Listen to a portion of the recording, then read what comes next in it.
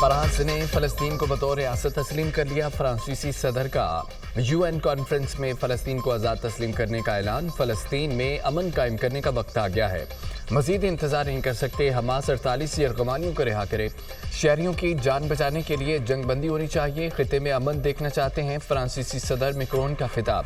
سعودی وزیر خارجہ فیصل بن فرحان نے کہا ہے، 2 ریاستی حل کانفرنس امن کے حصول کا تاریخی موقع ہے۔ فرانس کے فلسطینی ریاست کو تسلیم کرنے کے اقدام کا خیر مقدم کرتے ہیں۔ انطونیو گوتریس نے کہا ہے، فلسطینی ریاست فلسطینیوں کا حق ہے، غزہ میں فوری جنگ بندی یقینی بنائی جائے، فلسطینیوں کی جبری بے دخلی قبول نہیں کی جا سکتی۔ اجلاس کے موقع پر متعدد ملکوں کی جانب سے فلسطین کو آزاد ریاست تسلیم کرنے کا اعلان متوقع۔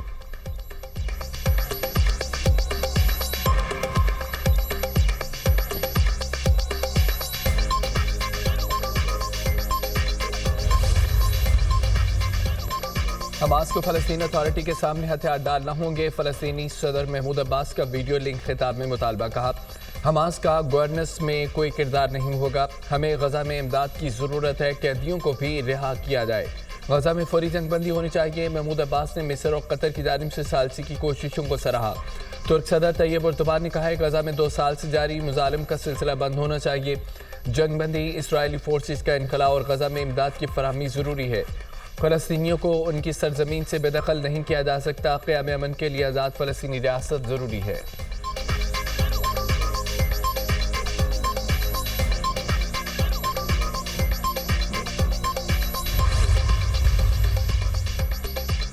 پاکستان کے فلسطینی ریاست کو تسلیم کرنے کا خیر مقدم۔ نائب وزیر اعظم اسحاق ڈار کہتے ہیں، جنہوں نے تسلیم نہیں کیا وہ فلسطین کو تسلیم کریں۔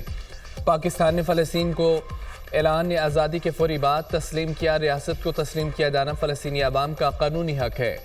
فلسطین کو تسلیم کیا جانا خطے میں دیرپا امن کی جانب قدم ہے۔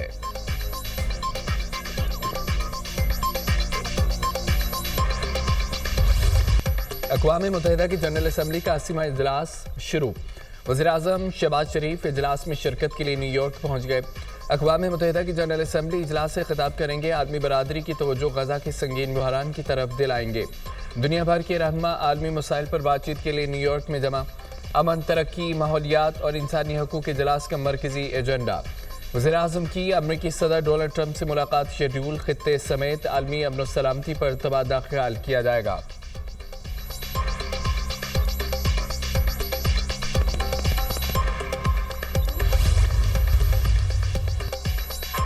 پاکستان کے فلسطینی ریاست کو تسلیم کرنے کا خیر مقدم۔ نائب وزیر اعظم اسحاق ڈار کہتے ہیں، جنہوں نے تسلیم نہیں کیا وہ فلسطین کو تسلیم کریں۔ ڈونلڈ ٹرمپ قطر، سعودی عرب، پاکستان، UAE رہنماؤں سے ملاقات کریں گے۔ ترجمان وائٹ ہاؤس کیرولین لیوٹ کی نیوز بریفنگ۔ کہا کہ صدر ٹرمپ اقوام متحدہ میں ایک اہم تقریر کریں گے۔ ڈونلڈ ٹرمپ امریکی پالیسیوں اور عالمی حالات کے بارے میں بات کریں گے۔ فلسطین کے سفارتی محاذ پر بڑی کامیابی۔ برطانیہ میں فلسطینی مشن کی امانت کو سفارت خانے کا درجہ مل گیا۔ فلسطینی پرچم بھی لہرا دیا گیا۔ تقریب سے خطاب میں فلسطینی سفیر حسام زرموت نے کہا، آج کا دن قومی جدوجہد کی تاریخ کا ایک سنگ میل ہے۔ فلسطین ہمیشہ رہے گا، فلسطین سربلند ہوگا، فلسطین آزاد ہوگا۔ برطانیہ نے فلسطین کو بطور آزاد ریاست اپنے سرکاری نقشوں میں بھی شامل کر لیا۔ سرکاری آن لائن نقشہ جات پر فلسطینی مقبوضہ اراکین کے بجائے ریاست فلسطین کا اندراج۔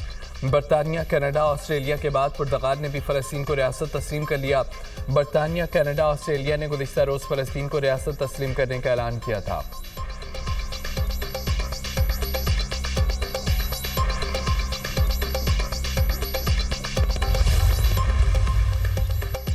حماس نے جنگ بندی کے بدلے ٹرمپ سے گارنٹی مانگ لی۔ حماس قیادت نے امریکی صدر کو خط لکھ دیا، ڈونلڈ ٹرمپ سے 60 روزہ جنگ بندی کی شرط رکھ دی۔ آدھے یرغمالی چھوڑیں گے مگر جنگ بندی یقینی بنائیں، وقتی نہیں، بااعتماد امن کی ضمانت چاہیے، انسانی بنیادوں پر امن کو یقینی بنایا جائے۔ حماس کے خط کا متن۔ حماس نے جنگ بندی کی گارنٹی کو اولین شرط قرار دے دیا۔ حماس کا خط رواں ہفتے ٹرمپ تک پہنچائے جانے کا امکان۔ امریکی میڈیا۔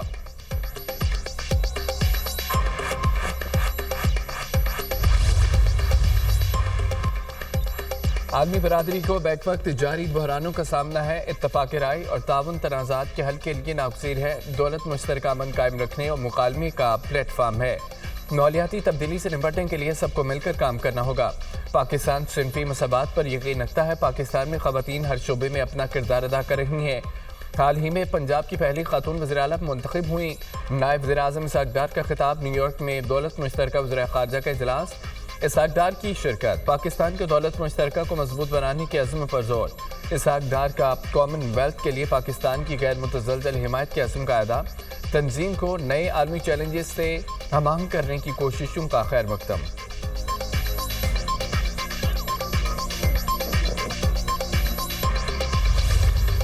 سعودی عرب کا قومی دن آج بھرپور انداز میں منایا جائے گا۔ وفاقی دارالحکومت میں تیاریاں مکمل۔ شہر کی دلفریب سجاوٹ۔ اسلام آباد کی اہم عمارتیں اور شاہراہیں سبز رنگ کی روشنیوں سے مزین۔ شاہراہ دستور۔ سری نگر ہائی وے قائد اعظم ایونیو پر سبز لائٹوں نے سما باندھ دیا۔ وزیر اعظم سعودی فرمانروا ولی عہد اور فیلڈ مارشل کی تصاویر والے سٹیمرز بھی آویزاں۔ سعودی عرب کے قومی دن کی مناسبت سے کراچی میں تقریب۔ سعودیہ اور پاکستان کے پرچموں کی بہار۔ آتش بازی کا بھی شاندار مظاہرہ۔ تقریب میں سعودی عرب کا قومی ترانہ بھی بجایا گیا۔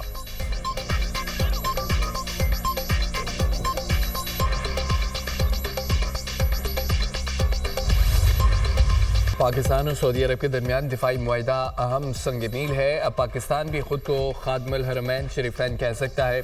ہمیں عظیم شہادت ملی۔ پاکستان اور وزیر اعظم کو اللہ پاک نے عزت دی۔ سعودی عرب ہمارے لیے پاک دھرتی، دوست اور محسن ملک ہے۔ وزیر اعلیٰ پنجاب مریم نواز کے تقریب سے خطاب کہتی ہیں کہ پاکستان نے بھارت کو دھول چٹائی، مارکہ حق میں تاریخی کامیابی حاصل کی۔ وزیر اعظم شہباز شریف، نواز شریف اور فیلڈ مارشل سیسا پلائی دیوار کی طرح نظر آئے۔ ملک سے نواز شریف کی خدمت نکال دو تو کھنڈر کے سوا کچھ نہیں بچتا۔ ساہیوال میں الیکٹرو بس سروس کا آغاز وزیر اعلیٰ پنجاب نے افتتاح کر دیا۔ مریم نواز کا ساہیوال میں الیکٹرو بس سروس پر سفر۔ وزیر اعلیٰ پنجاب کی آمد پر ساہیوال میں جوش و خروش۔ مریم نواز کو دیکھنے کے لیے سڑک کے اطراف میں ہزاروں لوگوں کا مجمع۔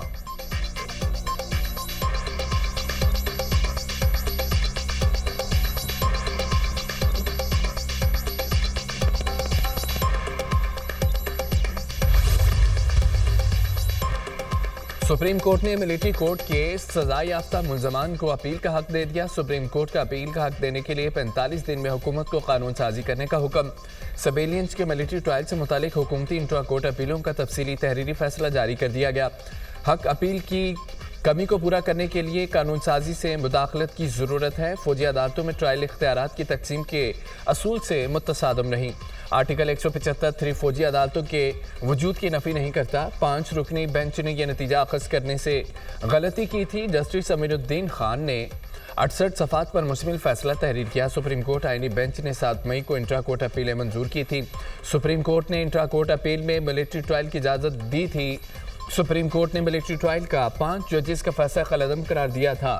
جسٹس محمد علی مظہر نے 47 صفحات کا اضافی نوٹ لکھا۔ جسٹس امین، جسٹس حسن رضوی، جسٹس مسرت ہلالی، جسٹس شاہد بلال نے اضافی نوٹ میں اتفاق کیا۔ جسٹس جمال مدخیل اور جسٹس نعیم افغان نے اختلافی نوٹ تحریر کیا تھا۔ فخر زمان کا متنازع آؤٹ۔ پاکستان نے ICC کو ٹی وی امپائر کی شکایت کر دی۔ ٹی وی امپائر نے شواہد کا بغور جائزہ نہیں لیا۔ شواہد کے باوجود فیلڈنگ سائیڈ کے حق میں فیصلہ دیا۔ پاکستانی ٹیم انتظامیہ کا ٹی وی امپائر کے خلاف کارروائی کا مطالبہ۔ میچ کے بعد مینیجر نے اپنے تحفظات سے میچ ریفری اینڈی پائک کرافٹ کو آگاہ کیا۔ میچ رپورٹ میں بھی پاکستانی ٹیم انتظامیہ نے متنازع فیصلے بارے بتایا۔ کپتان سلمان علی آغا نے پریس کانفرنس میں کہا، فخر زمان کا آؤٹ شاید غلط تھا مگر امپائرز ہی فیصلہ کرتے ہیں۔ ہمیں لگا گیند زمین پر لگی مگر فیصلہ امپائر کا ہی ہوتا ہے۔ پاکستان اور بھارت کے درمیان میچ میں تھرڈ امپائر نے فخر زمان کو غلط آؤٹ دیا تھا۔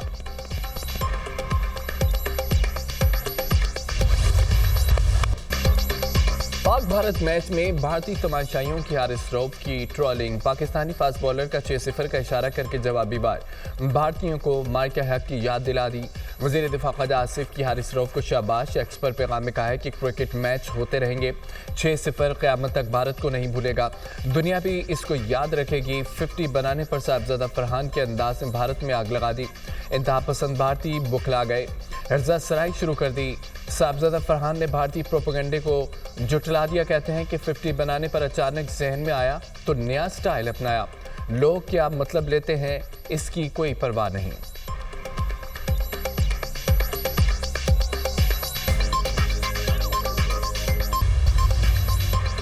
معاشی اور اقتصادی اصلاحات کی پالیسی نے معیشت کو نئی سمت دی اور شفافیت کی بدولت ملک ترقی کی راہ پر گامزن ہے۔ وزیر اعظم کی لندن سے روم پر اجلاس میں گفتگو۔ شہباز شریف کی زیر صدارت پاکستان میں سرمایہ کاری کے حجم، اقتصادی اور تجارتی سرگرمیوں کو بڑھانے کے لیے اعلیٰ سطح کا اجلاس۔ کہا سرمایہ کاری اور تجارت کو فروغ دینے کے لیے قابل عمل منصوبوں پر کام کیا جائے۔ سرمایہ کاری کے ساتھ تجارت کو بھی فروغ دینا ہماری پالیسی کا حصہ ہے۔ وزیر اعظم کی زیر تکمیل منصوبوں کو بروقت مکمل کرنے کے لیے تمام تر وسائل بروئے کار لانے کی ہدایت۔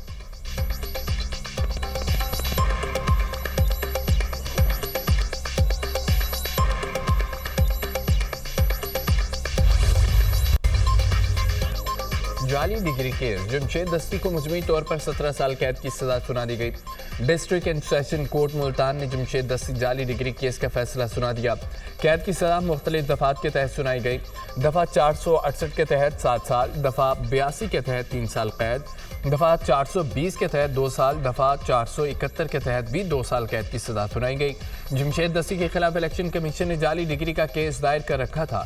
جمشید دستی نے 2008 میں مدرسے کی BA کی ڈگری پر الیکشن میں حصہ لیا تھا۔ PTI رہنماؤں کے خلاف آزادی مارچ کیس، اسلام آباد کی سیشن کورٹ نے سابق گورنر سندھ عمران اسماعیل کے وارنٹ گرفتاری جاری کر دیے۔ عدالت کا عمران اسماعیل کو گرفتار کر کے پیش کرنے کا حکم۔ جوڈیشل مجسٹریٹ مبشر حسن چشتی نے وارنٹ گرفتاری جاری کیے۔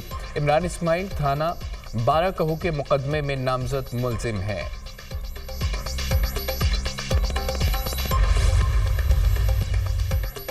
وزیر اعلیٰ پنجاب کا بہاول نگر میں سیلاب سے متاثرہ علاقوں کا دورہ۔ وزیر اعلیٰ پنجاب کو ریسکیو اور ریلیف آپریشن پر بریفنگ دی گئی۔ Government technical college flood relief camp میں اسکول کے بچوں سے ملاقات، تحائف تقسیم کیے۔ مریم نواز سیلاب متاثرہ خواتین سے بھی ملی، مسائل دریافت کیے۔ وزیر اعلیٰ خواتین کے ساتھ بیٹھ گئی، بچوں سے اظہار شفقت۔ فلڈ ریلیف کیمپ میں بچوں اور خواتین کے ساتھ دسترخوان پر کھانا بھی کھایا۔